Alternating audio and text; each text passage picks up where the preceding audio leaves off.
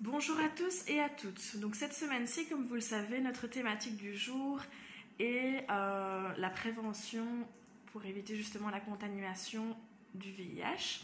Donc aujourd'hui, je vous présente Dr Brembati qui est juste en face de moi.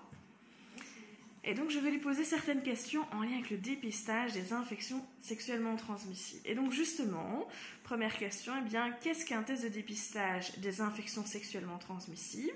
Comment le réaliser et faut-il être à jeun? Alors, un test de dépistage des infections sexuellement transmissibles, ou plus simplement les IST, c'est une manière de détecter les MST avant qu'il y ait des symptômes qui se développent, ou même au début des symptômes. Alors, il y a plusieurs MST qui se détectent de manière différente. Il n'y a pas besoin d'être à jeun. Donc, justement, pour revenir avec le fait d'être à jeun, il y en a certaines qui se font par prise de sang, donc bon, c'est pas avec le tube là, hein, c'est quand même des méthodes un petit peu plus modernes, mais on prélève juste un tube de sang dans lequel on va détecter le VIH, donc qui est la MST on va dire la plus connue, l'hépatite B, l'hépatite C et la syphilis. On va aussi faire en fonction du sexe de la personne une analyse d'urine ou alors un frottis génital. Donc pour les messieurs, ce sera une analyse d'urine qu'il faudra récolter des urines au premier jet. Donc vraiment dès le départ, sans vider d'abord la vessie au niveau des toilettes. Et pour les dames, ça sera un frottis. Donc c'est pas ce frottis-là, mais ce sera un frottis à faire au niveau du vagin, que le médecin peut faire lui-même, ou si vous vous sentez assez à l'aise avec votre corps, que vous pouvez faire vous-même un auto-frottis. Donc on entend souvent parler du frottis justement. Donc ce frottis-là, ça ressemble un petit peu à un coton-tige, et donc c'est un frottis pour les bactéries que sont la chlamydia et la gonorrhée, qu'on va aussi détecter dans les urines pour les messieurs, à ne pas confondre avec le frottis de colle qui est à faire à partir de 25 ans. Et donc là, ici, on va mettre carrément un spéculum pour justement détecter le col et frotter au niveau du col avec cette petite brosse un petit peu plus particulière, plus en forme de brosse que de coton-tige. S'il y a des anomalies, on essaiera de voir s'il y a le papillomavirus. Sinon, le papillomavirus, qui est une infection sexuellement transmissible, eh bien, on ne va pas la détecter d'office en routine chez les personnes qui ne présentent pas de symptômes et qui n'ont pas d'anomalie à leur frottis de colle. Frottis de colle qui se fait, je ne sais pas si j'ai dit, à partir de 25 ans et tous les 3 ans, si pas de souci. Alors, justement, où réaliser ce test de dépistage que vous venez de nous décrire? Alors, le test de dépistage, ça peut se faire soit chez votre médecin traitant, soit en planning familial, soit même chez un gynécologue qui pourrait le faire. Mais c'est plus souvent chez les médecins traitants et au planning familial.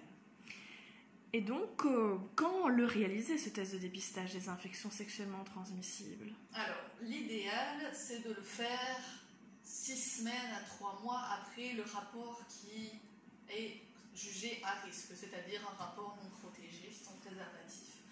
Il y a certaines maladies sexuellement transmissibles qui vont se détecter assez rapidement après ce rapport à risque.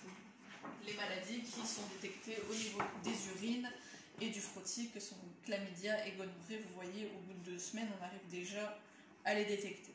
Par contre, pour tout ce qui est... donc l'herpès, c'est pas une maladie qu'on va détecter d'office sans symptômes. Ça sera quelque chose qu'on regardera si vous avez des espèces de petites ulcérations au niveau génital, sinon on ne détecte pas. Pareil pour le trichomonas qui est un parasite. Donc le HPV, ça j'en ai parlé, c'est le papillomavirus. Et donc hépatite, ça c'est les plus longues. L'hépatite B, c'est au bout de 2 mois, et l'hépatite C, c'est même au bout de 3 mois que c'est détectable. Le sida, c'est au bout de 6 semaines. Pareil pour l'hépatite A. Hépatite A, on ne le fait pas d'office, on le fait chez les personnes qui ont des rapports sexuels au niveau anal, sinon on ne le fait pas. Et la syphilis, c'est au bout de 6 semaines également. Donc voilà, je pense avoir tout dit. Et donc justement, quand on a réalisé ce test de dépistage, comment allons recevoir les résultats? Alors nous, comme on est le médecin qui vous a vu, qui vous a prescrit le test, qui l'a réalisé, c'est nous qui allons recevoir le résultat, donc soit au cabinet, soit au planning.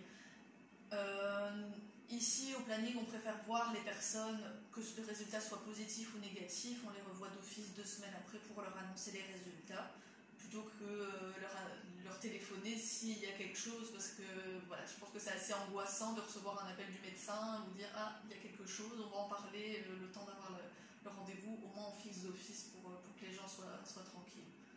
Et donc, est-ce que c'est justement confidentiel? Oui, c'est confidentiel. Vous pouvez même venir si vous êtes mineur, sans vos parents.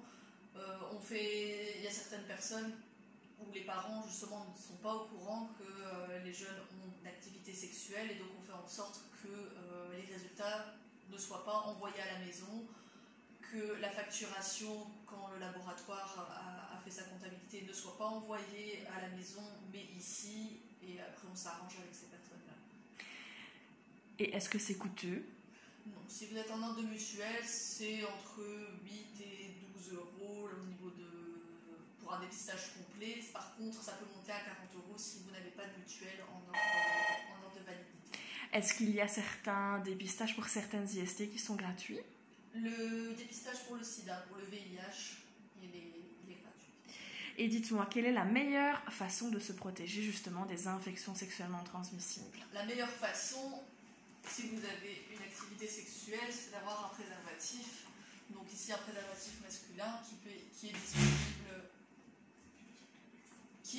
que vous pouvez avoir en planning familial gratuitement.